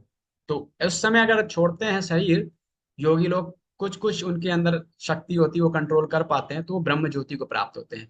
लेकिन कुछ कर्मकांडी होते हैं जो दक्षिणायण में शरीर छोड़ते हैं, अंधकार में शरीर छोड़ते हैं, जब पूर्णमासी के बाद चंद्रमा घट रहा होता है तब शरीर छोड़ते हैं, तो उनको स्वर्ग की प्राप्ति होती है। लेकिन भक्त जो होते हैं ना, उनको इन सबसे कोई लेन देन, वो केवल अपनी भक्ति में लगे। उनको पता है Krishna will help, Krishna will protect, Krishna will take उसका केवल यही फोकस होता है कैसे हर समय अपनी चेतना को कृष्णमय बनाया जाए, बस उसका यही एक फोकस होता है। तो इसलिए जो है हम सबको ज्ञान और योग के माध्यम से हर करके हमें प्रयास करना है कैसे अपनी चेतना को कृष्णमय बनाना, ताकि भगवान की प्रतिज्ञा, आप किसी समय को कंट्रोल करने की जरूरत नहीं, कोई परिस्थिति को कंट्रोल करने की जरूरत नहीं। आपका भगवान नाम, भगवान का नाम आपके शरीर आपका। Now let's come to the last part of this section and most important part of the section, and this is most confidential knowledge ना, चैप्टर का नाम भी यही है। और सही मायने में भगवान ने दूसरे से छठे अध्याय तक कॉन्फिडेंशियल नॉलेज बताया, सातवें आठवें मोर कॉन्फिडेंशियल नॉलेज है, अब नवे में मोस्ट कॉन्फिडेंशियल नॉलेज बता रहे ना। हमने चर्चा किया ना कि ये जो चैप्टर है, भगवत मतलब आप कह सकते हैं कि सारे वैदिक शास्त्रों का सार का सार का सार का सार है ये, ना। तो ये है। तो इसका जो सूत्र है वो है किंग। तो के मीन्स नॉलेज। अब भगवान यहाँ पे अभी सातवें और आठवें अध्याय में भगवान ने ज्ञान के बारे में बताया है। अब भगवान ज्ञान के साथ साथ क्या बताएंगे? विज्ञान। ये बड़ा इंपॉर्टेंट चैप्टर है। और कैसे हम भक्ति में भक्ति में जो है हमारे अनुभव होते हैं ना, वो हम चर्चा करें। तो भगवान यहाँ पे बहुत इंपॉर्टेंट बात बता रहे हैं कि अगर किसी को अपने अंदर ज्ञान का अनुशीलन करना है, विज्ञान को प्रैक्टिस करना है, तो बहुत इंपॉर्टेंट है कि वो क्या हो, ईर्ष्या से मुक्त हो। अगर व्यक्ति ईर्ष्यालु होगा ना, अगर हमारे अंदर ईर्ष्या होगी तो मतलब हम उसको सुन ही नहीं पाएंगे ना, है, हमारे अंदर फेथ होगा ही नहीं ना, श्रद्धा होगी नहीं ना हमारे अंदर। तो इसलिए ईर्ष्या से रहित होकर के हमें ज्ञान को समझना है। तो इसीलिए भगवान यहाँ पे अर्जुन को बता रहे हैं, इदम तू ते गुह्यतमम प्रोक्षामि म्यम अनुसूय। अनुसूय मतलब क्या है? ईर्ष्या से रहित, ज्ञान विज्ञान सहितम यज्ञत्वा मोक्ष सुभात। आपने इसको जान लिया, बस दैट्स ऑल, आपका जीवन परफेक्ट हो गया। तो When ये मैं कह Krishna रहा is था saying कि to जो surrender, ईर्ष्यालु लोग not होते that हैं we have to surrender वो to Krishna. कृष्ण के बारे में Actually, we क्या should बोलते हैं वो ये surrender to बता रहे हैं Brahma. Recording. Speaking through Krishna, personal character of Krishna is immoral. He danced with the wives of other men. He had many wives. He is normal human like all of us. Don't take Krishna seriously. तो इसलिए आ, बहुत सारे commentators हैं, लेकिन उनमें से कुछ लोग हैं जो अप्रामाणिक हैं और उनके कृष्ण पूर्ण पुरुषोत्तम भगवान है, इसमें कोई श्रद्धा नहीं है, उनसे ईर्ष्या की भावना है। इसलिए वो जो है इस भगवत गीता के ज्ञान। Yes, now is it Audible? Yes, yes, Guruji. That's okay. perfect. तो हम यहाँ पे चर्चा करें राज विद्या। तो ये जो जो अब हम चर्चा करने वाले हैं ना, ये सारी विद्याओं का राजा है, मोस्ट कॉन्फिडेंशियल है, इट्स ए प्योरेस्ट ना। और जब हम इसको अपने जीवन में करते हैं ना, तो हमें इसका प्रत्यक्ष रूप से रियलाइजेशन होता है। जब मैं कुछ भक्तों से चर्चा कर रहा था कि उन्होंने अभी हाल फिलहाल जस्ट भक्ति में 2-3 महीने ही हुआ है, उन्होंने जब करना शुरू किया, भक्ति के कुछ नियमों का पालन शुरू किया, तो एक एक अलग सा उन्होंने अपने जीवन में अनुभव किया, एक अलग सा चेंज उन्होंने अपने जीवन में देखा है। तो अगर हम इस भक्ति के मार्ग को अपनाते हैं, तो हम भी उस चेंज को, प्योरिटी को, एक अलग अनुभव को महसूस कर सकते हैं। और ये क्या है? सुसुखम, हमें बहुत सुख प्रदान करने वाला है। तो ये जो शुद्ध भक्ति की विशेषताएं हैं। और जैसे यहाँ पे नारद मुनि है ना, पिछले जन्म में दासी के पुत्र थे, इन्होंने केवल 4 महीने जो है शुद्ध भक्तों का संग किया, और फिर शुद्ध भक्तों का सेवा किया, उनसे कथा सुनी, उनके द्वारा जो दिया गया उसको ग्रहण किया, और फिर वो अगले जन्म में क्या बन गए? नारद मुनि। उनको भौतिक शरीर से क्या प्राप्त हो गया? आध्यात्मिक शरीर। और वो पूरे हमारे ब्रह्मांड के जो क्या है, वो स्पेसमैन है ना, एक प्लेनेट से दूसरे प्लेनेट आसानी से जाते हैं। और कई सारे उन्होंने लोगों को अपना शिष्य बनाया है ना, ध्रुव महाराज, प्रहलाद महाराज, व्यास देव, मृगारी, ऐसे बहुत सारे उनके जो है डिसाइपल हुए हैं। तो ये कुछ प्रैक्टिकल एक्सरसाइजेस हैं, प्रैक्टिकल वे हैं जो हम अपने जीवन में अपना सकते हैं, ताकि हम भी प्रत्यक्ष आगमम सुसुखम कर्तम अव्ययम को रियलाइज कर पाए अपने जीवन में ना। तो कुछ भक्ति के बहुत प्रैक्टिकल चीजें हैं, जैसे श्रवणम। 4,300,000 तो years सुनना भी जो है and multiplied by 1,000. ना। And फिर आता है कीर्तन। हरे कृष्णा जैसे हम कृष्ण कृष्णा लेक्चर के प्रारंभिक बहुत हरे राम हालांकि हम भगवत गीता के ऊपर चर्चा करेंगे, एक प्रकार का कीर्तन हम घर में रह करके जो है हरे कृष्ण महामंत्र का हरे कृष्णा गुरुजी, आपकी आवाज का यहाँ पर भगवान को स्मरण करने के लिए जो है मतलब अलग अलग उनके जो लीलाएं हैं उनको हम स्मरण कर सकते हैं। हम घर में अगर अर्च विग्रह है, लड्डू गोपाल हैं, राधा कृष्ण हैं, विग्रह हैं, तो हम उनकी जो है अर्चना कर सकते हैं, भक्ति के जो विधि है उसमें हम जोड़ सकते हैं। By chant. फिर वंदनम ना, हम भगवान से केवल कुछ ना करें, भगवान से प्रतिदिन शुद्ध भाव से प्रार्थना, ये भी जो है भक्ति का एक अंग है, भक्ति एक विधि ना। बहुत सरल सरल सी है, श्रवण करना, कथा सुनना, कीर्तन करना, भगवान के नाम का जप करना, कीर्तन गाना ना, भगवान का स्मरण करना, भगवान से प्रार्थना करना, भगवान की सेवा करना, अर्चना करना, भगवान का भोग बनाना, ये प्रैक्टिकल चीजें हैं जिससे हम जो है अपने जीवन में अपना सकते हैं। और हम सुसुखम कर्तुम अव्ययम, मतलब हम उसको अपने जीवन में क्या करते हैं? रियलाइज कर सकते हैं। फिर आता है एन इनकंसीवर रिलेशनशिप। भगवान कृष्ण का ना हर जीवात्मा से एक विशेष संबंध है ना, और सबसे यूनिक संबंध है। लेकिन भक्तों से भगवान एक विशेष रसों का आदान प्रदान कर, 5 रसों में भगवान भक्तों से आदान प्रदान, शांत रस में, दास रस में, वात्सल्य रस में, सखा रस में और माधुर रस में। तो भगवान का भक्तों के साथ भी जो संबंध है, भक्तों के साथ जो आदान प्रदान है, उसको हम आसानी से समझ नहीं सकते हैं ना।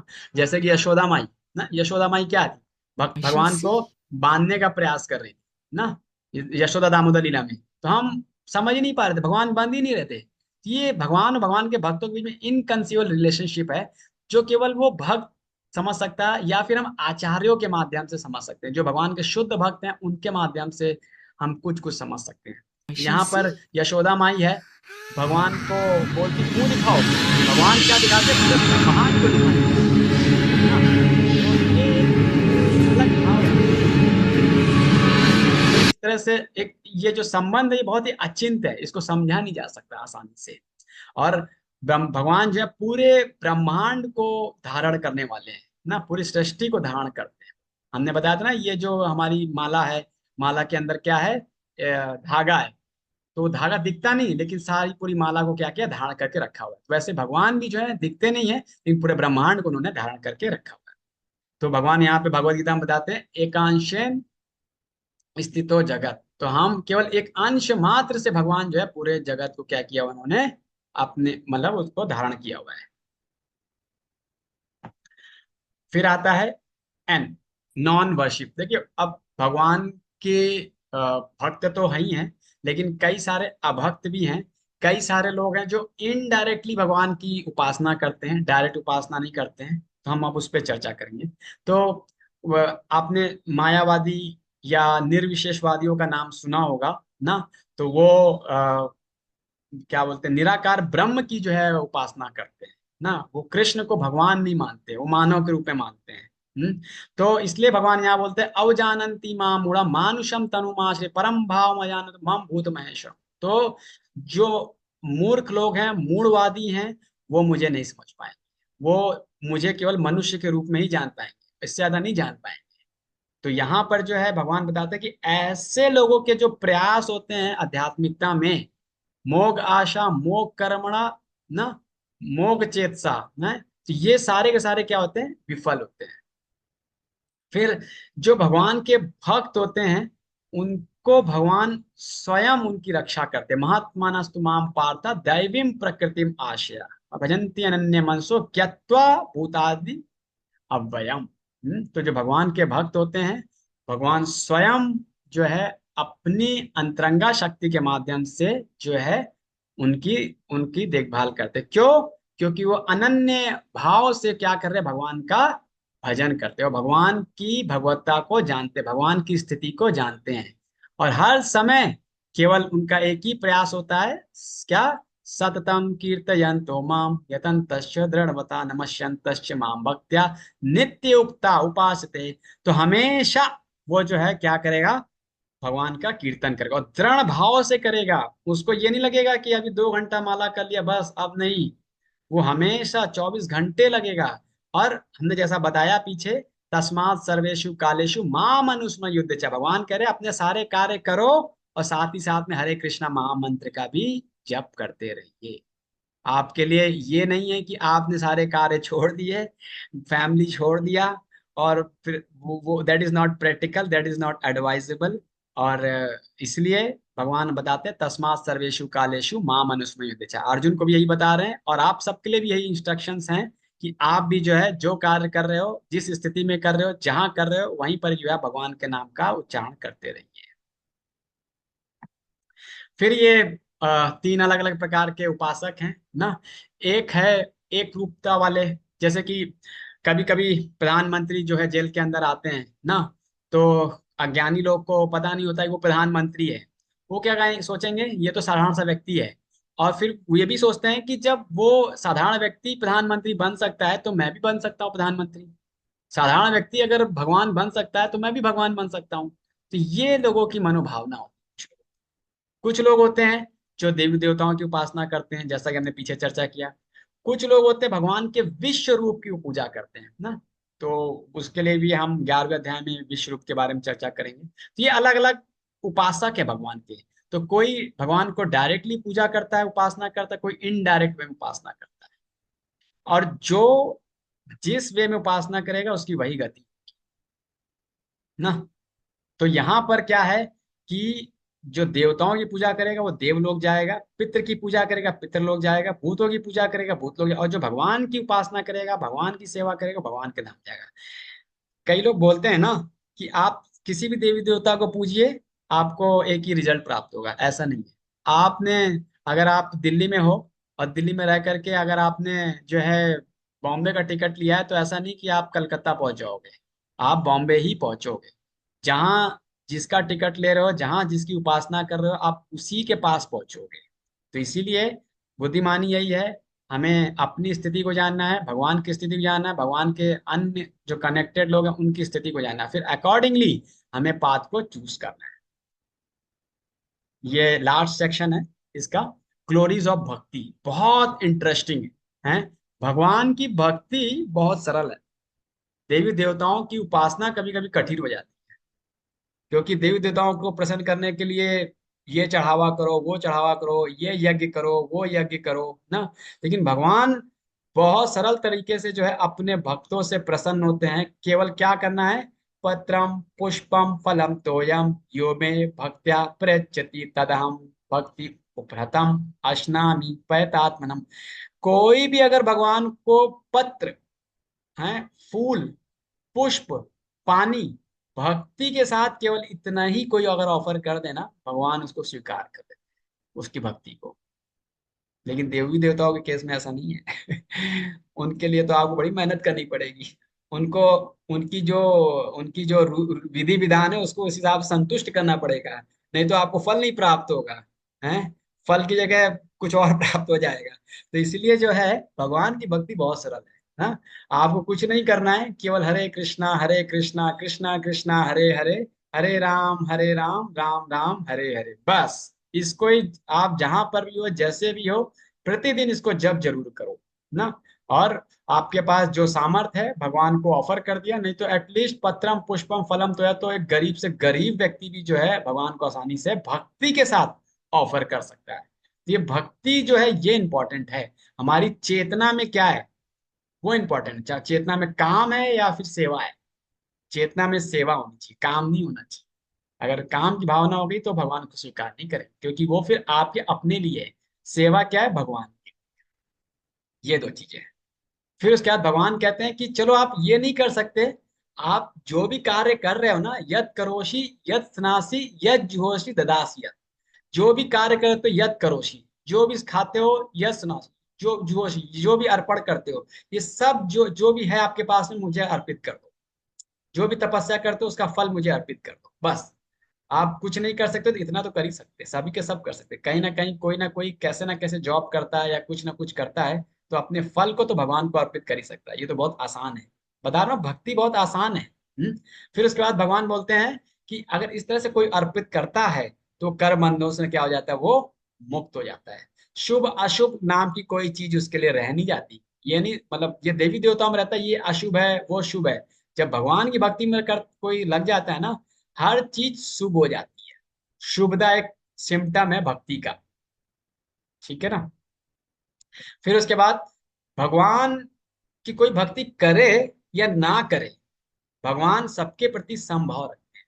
लेकिन देवी देवताओं में ऐसा नहीं है। जब भगवान ने ब्रजवासियों को बोला कि जो आप इंद्र का यज्ञ कर रहे हो रोक दो, और इंद्र को जैसे ही यह रोक दिया, इंद्र तुरंत क्या हो गए, क्रोधित हो गए, और पूरे ब्रजवासी को समाप्त खत्म करने में लग गए, पूरी शक्ति लगा दी उन्होंने। हैं, मतलब जैसे ही आपने उनके विधि विधानों को रोका, वो कुपित हो गए। लेकिन भगवान के साथ ऐसा, कोई भगवान का भक्त है या नहीं है, भगवान सबके साथ समभाव रहते हैं। कोई द्वेष की भावना नहीं है। और बल्कि जो उनका भजन करता है वो उनको बहुत प्रिय है। जैसे एक पिता के चार संतानें हैं, एक बहुत आज्ञाकारी होगे, एक कम आज्ञाकारी होगा, एक नालायक होगा, एक बिल्कुल सुनने वाला नहीं होगा। तो जो बहुत आज्ञाकारी होगा, भगवान की हर आज्ञा को बस अपने अपना अपना अपनी आत्मा की तरह पूरा फुलफिल करने में लगेगा, शरीर की तरह ना। तो वो भगवान, वो जो आज्ञाकारी पुत्र है, पिता के लिए बहुत प्रिय होगा। वैसे ही जो भगवान की सेवा करता है, भगवान के लिए जीवन अर्पित करता है, भगवान का भजन करता है, वो भगवान को बहुत प्रिय है। तो ये भक्ति की महिमा है ना। भगवान कृष्ण को अगर आपने मतलब सेवा नहीं भी सेवा में कुछ त्रुटि भी हो गई तो भी भगवान कुछ आपको मतलब कुपित होने वाले नहीं है। अब देखिए और इम्पोर्टेंट, भगवान अगर कहते हैं कि अगर कोई गलती हो जाती है तो भगवान क्या करते हैं, उसको क्षमा कर देते हैं। अपि चेत्सु दुराचारो भजते माम अनन्य भाग साधिरेव समन्तव्या सम्यक अवस्थितो ही सा क्षिप्रम भवति धर्मात्मा शाश्वत गच्छति शाश्वत शांति निगच्छति कौन्ते प्रतिजान ही नामे भक्ता प्रश्यति। तो यहाँ पर देखो बहुत इंपॉर्टेंट बता रहे भगवान कि अगर कोई किसी भी कारणवश गलती कर बैठता है तो मैं उसको माफ कर देता हूँ। और भगवान बोलते हैं क्योंकि वो मेरी भक्ति में लगा है इसलिए क्या हो जाएगा, तुरंत ही वो शांति को प्राप्त होगा। और बोलते हैं कि डिक्लेयर कर दो अर्जुन कि मेरे भक्त का विनाश नहीं होगा। तो ये है महिमा भगवान की भक्ति की, है बहुत सरल है। भगवान बहुत दयालु हैं, सब पे संभाव रखने वाले हैं। भगवान कभी कुपित होने वाले में से देवी देवताओं की तरह कुपित नहीं होते हैं ना। तो इसलिए हमें सबको जो है बहुत ही एकाग्र भाव से मन से जो है भगवान कृष्ण की भक्ति में लगना चाहिए। इसीलिए जो ये ज्ञान है ये मोस्ट कॉन्फिडेंशियल। अब जो मैं आपको बताने जा रहा हूँ दैट इज फाइनल, और that is the essence of essence of essence of essence of Bhagavad Gita. ये जो श्लोक है, अगर आपने इस श्लोक को अपने मतलब मतलब लिख करके अपने बोलते हैं अपने गले में बांध दिया ना, मतलब गले में बांधने का मतलब ये है कि अपने जीवन में उतार दिया, तो आपका जीवन क्या है, सफल है। वो श्लोक क्या है, बहुत इंपॉर्टेंट है। मन मना भावो मद भक्तो मध्या जीमाम नमस्कुरु मामेव यशस्वी दैवम आत्मना मत्परायणा। भगवान क्या कह रहे हैं, मन मना हर समय मेरा चिंतन करिए, भाव मत भक्तो मेरा भक्त बनो, मध्या जी मेरी उपासना करो, माम नमस्कुरु मेरा नमस्कार करो। है नमस्कार करना तो बहुत आसान है ना भगवान को, इसके लिए तो कोई मेहनत भी नहीं चाहिए, कोई पैसा भी नहीं चाहिए, कोई विधि विधान भी नहीं चाहिए। है इतनी सरलता से जो ठाकुर जी जो भगवान प्रसन्न हो जाएं तो ऐसे कहाँ मिलेंगे भगवान। भगवान इसीलिए ये वजह जो आपका श्लोक है ना, ये सबसे महत्वपूर्ण श्लोक है। और भगवान 18वें अध्याय में इसी श्लोक को क्या करेंगे, रिपीट करेंगे, क्योंकि ये श्लोक क्या है, सार का सार का सार का सार।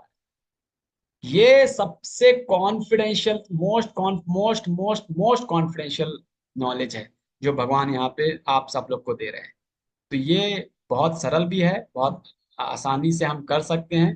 तो हम सब लोग जो है इन इस श्लोक को ही केवल अपने जीवन में उतार लेंगे तो हम अपने जीवन को बहुत आनंद, खुश और बहुत बहुत मतलब जो है भक्ति में बना सकते हैं।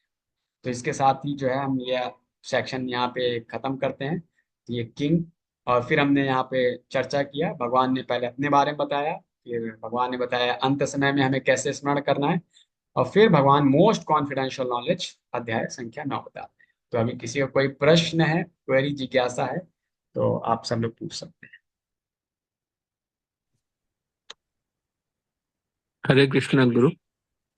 हाँ जी गुरु हाँ जी, जी। एक जो आपने अंतिम श्लोक बताया उसका अगले आधे का सारांश बताएं। एक मिनट, हाँ सॉरी, क्या है उसका, क्या बताया आपने।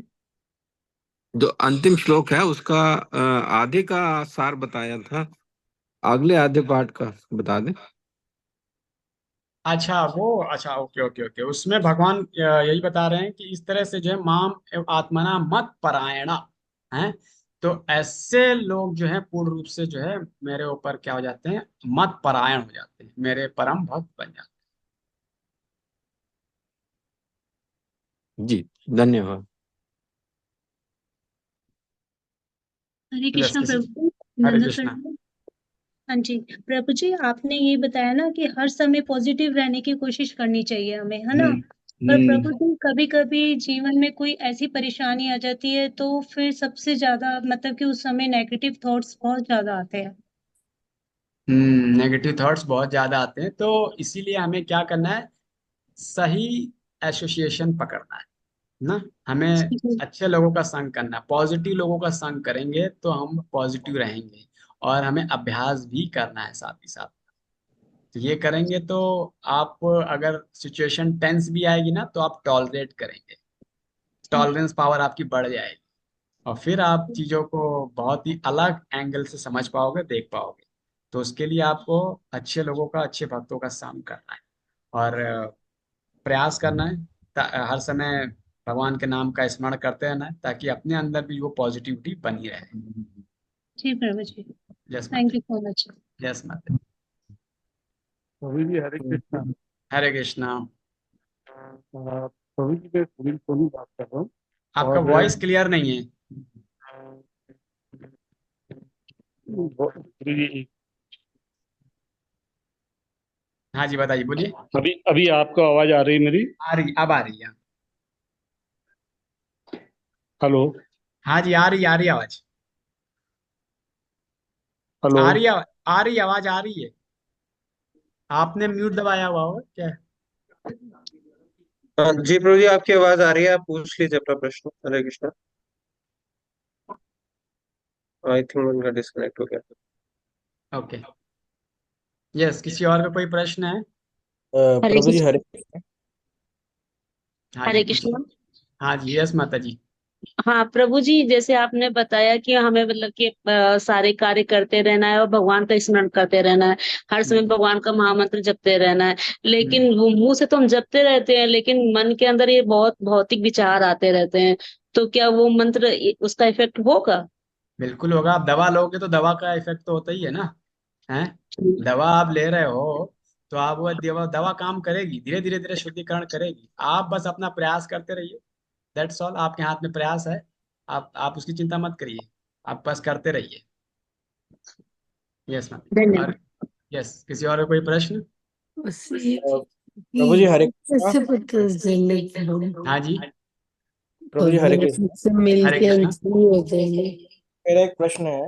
हाँ जी, हम प्लीज। कभी हम लाइफ में पीछे से वॉइस आ रहा है श्रीकांत प्रभु, किसी का वॉइस आ रहा है पीछे से। जी जी सॉरी, मैंने गलती से विवेक प्रभु को म्यूट कर दिया। Okay, yes, please please. Vivek Prabhu आप अनम्यूट करके पूछ सकते हैं। ये आई नहीं, थिंक मैं मिहिर बात कर रहा हूँ, Mihir Mir, Bhagat. Mir, yes, Mir sorry. Prabhu, yes yes. Mir Prabhu. Prabhu ji एक प्रश्न मुझे ये है कि कभी कभी हमें लाइफ में चॉइस, एक बड़ा डिफिकल्ट चॉइस हो जाता है कि दो लोग हमारे बहुत ही मतलब टू हार्ट होते हैं और दोनों लोग परेशान होते हैं। तो हम्म। कब और दोनों लोग सहायता मांगते हैं, तो फिर कैसे ऐसे सिचुएशंस को हमें हैंडल करना चाहिए? तो ऐसे में आपको देखिए, एक ऐसे व्यक्ति के पास जाना चाहिए जो कि सही मायने में, मतलब जो है सिचुएशन को जानता हो और पॉजिटिव हो ना। इन द सेंस कि कैसे मैं आपको बताऊं कि मतलब आपको जैसे होता है ना कि डॉक्टर्स के लेवल होते हैं ना, कि अभी उसने, उसका एक्सपीरियंस इतना नहीं है, तो एक डॉक्टर क्या करता है, दूसरे से कंसल्ट करता है, हायर डॉक्टर के पास जाता है ना। तो वैसे ही अगर स्पिरिचुअलिटी में या फिर किसी को कोई पर्सनल इश्यूज आते हैं, तो क्योंकि अभी दोनों को ही समस्या है, तो दोनों को ही मिलकर के जो है एक मतलब एक ऐसे व्यक्ति को अप्रोच करना है जो मतलब सही मायने में चीजों को समझता हो और आपकी समस्याओं को जो है समझ करके आपका निदान कर पाता हो। मतलब मैं एग्जांपल आपको डॉक्टर वाला इसलिए बता रहा हूँ ताकि आपको समझ में आए क्या मैं कहना चाह रहा जी जी भैया। हूँ। Am I clear to you, or is it need to make some more clarification? प्रभु जी मुझे एक थोड़ा सा यहाँ पे एक थोड़ा सा डाउट ये था कि हम्म। जैसे फैमिली में दो लोग रहते हैं हाँ जी। और दोनों लोगों के पास समस्या रहती है ओके। और दोनों लोग मुझे सी समस्या का हल मांग रहे होते हैं। तो अब हम्म। होता क्या है कि समस्या दोनों की एक जैसी रहती है, तो उस समय मुझे किसकी सहायता करनी चाहिए, किसकी नहीं करनी चाहिए, क्योंकि दोनों लोग हमें इम्पोर्टेंट है। अब एक ही मतलब करेंगे तो आपके दोनों दो संबंधी हैं और दोनों ही जी समस्या में हैं। दोनों समस्या में है, दोनों लोग ही मेरे से सहायता मांग रहे हैं। दोनों लोग तो सहायता मांग रहे हैं, और दोनों लोग एक दूसरे के फेवरेबल है, अनफेवरेबल है? नहीं, दोनों लोगों का मतलब वो अगर अलग है। दोनों लोग की समस्या एक ही है, दोनों लोग फेवरेबल हैं, तो जी जी उनका सोल्यूशन तो आसानी से हो सकता है। अगर दोनों लोग अनफेवरेबल हैं और एक ही साथ रह रहे हैं, समस्या है, तो फिर चैलेंज आता है। केस टू केस जी डिपेंड करता है ना। जी तो वो समझना पड़ेगा। मतलब ये एक क्या बोलते हैं, एक मतलब पर्सनल एप्लीकेशंस के बेस पे देखना पड़ेगा, क्या केस है, उस हिसाब से उसको सोल्यूशन देना पड़ेगा। अच्छा ठीक है बाबू जी, ठीक है। आप मुझसे मतलब अलग से भी हमसे जो है चर्चा कर सकते हैं। कुछ अगर आपको स्पेसिफिक केस बताएंगे तो उस पास फिर केस को सुनने के बाद ही हम कुछ उसको जो है मतलब कुछ मदद कर पाएंगे। जी जी बाबू जी, ठीक बाबू जी। ठीक है, हरे कृष्ण। हरे यस, कृष्ण। किसी और का कोई प्रश्न है?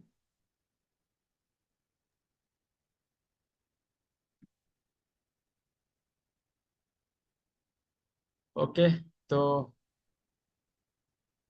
अ, श्रीकांत, और would you like to ask some questions to audience?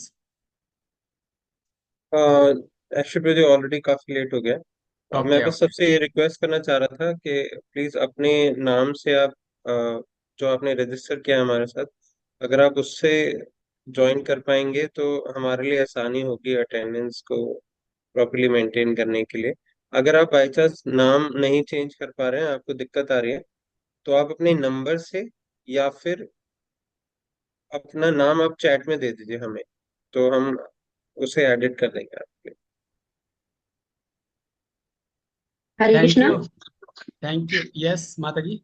हाँ प्रभु जी, पता है जब आप बोलते हैं ना तो बीच में जो वीडियो आ जाते हैं उनकी वॉइस इतनी तेज होती है कि आप भी बोलते रहते हैं तो फिर आपकी आवाज नहीं सुनाई पड़ती। इसको जरा ठीक करिएगा। Okay, thank you for feedback, we will take up this feedback. Thank you माता जी, अच्छा आपने फीडबैक दिया। तो I am thank to all of you for giving and patiently listening this whole lecture. So we will meet again once again next session, same time at the same platform. Thank you all of you. Hare Krishna, Srila Prabhupada ki jai. Thank you, Hare Krishna. हरे कृष्णा प्रभु जी, दंडवत प्रणाम। Hare Krishna. Hare Krishna. Hare Krishna Thank Prabhu you ji. so much, Dhanvat Pranam. Hare Krishna.